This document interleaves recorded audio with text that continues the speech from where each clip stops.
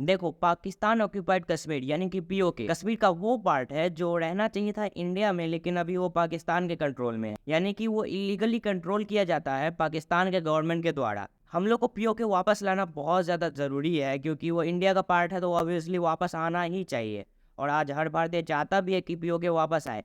लेकिन एक सवाल है कि पीओके अगर इंडिया में वापस आता है, यानी कि पीओके को इंडिया में लाने से भारत को क्या क्या फ़ायदा होगा, और इससे कुछ नुकसान भी हो सकते हैं, क्योंकि हर चीज़ का कोई ना कोई अच्छा या बुरा पहलू होता ही है। देखो, सबसे पहली बात है कि ये बात तो कंफर्म है कि पाकिस्तान कभी भी बातचीत से मानकर पीओके वापस नहीं करने वाला, और कभी भी इंडिया को सीधे तरीके से वो पीओके नहीं देगा। तो एक बात तो कंफर्म हो गया कि पीओके को लेने के लिए इंडिया को मिलिट्री एक्शन तो लेना ही पड़ेगा। तो कोशिश किया जाएगा भारत के द्वारा कि जितना हो सके जल्दी पीओके को इंडिया में वापस ले लिया जाए और युद्ध को ख़त्म कर दिया जाए, क्योंकि युद्ध ज़्यादा समय तक अगर चलता है तो वो अच्छा बात नहीं होता है। क्योंकि देखो, पहली बात, इंडिया और पाकिस्तान दोनों के दोनों एक न्यूक्लियर पावर्ड कंट्री है।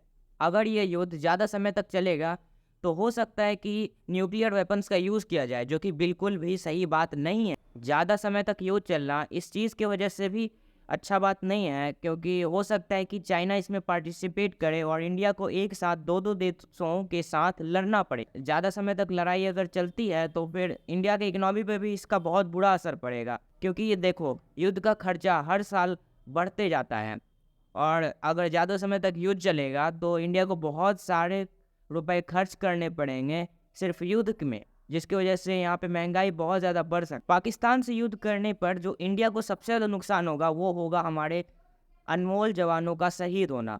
उससे बड़ा नुकसान और क्या ही हो सकता है। ऐसा बात भी नहीं है कि पीओके को कैप्चर करने के बाद इंडिया को बस नुकसान ही होगा। पीओके को कैप्चर करने के बाद इंडिया को इकोनॉमी में कुछ फ़ायदा भी होगा, क्योंकि में बहुत सारे नेचुरल रिसोर्सेज है जिसको इंडिया यूटिलाइज कर सकता है अपने हिसाब से। और वहाँ का जो हाइड्रो पोटेंशियल है, हाइडल पावर पोटेंशियल, वो बहुत ज़्यादा है, जिसकी वजह से इंडिया जो है एनर्जी के बढ़ते डिमांड को पूरा कर सकता है। साथ ही साथ अगर पीओके जो है इंडिया के पोजीशन में आ जाता है तो फिर एक फ़ायदा और होगा कि भारत आतंकवाद को और आसानी से रोक सकता है। तो दोस्तों, आज के लिए बस इतना ही। मिलते हैं अगली वीडियो।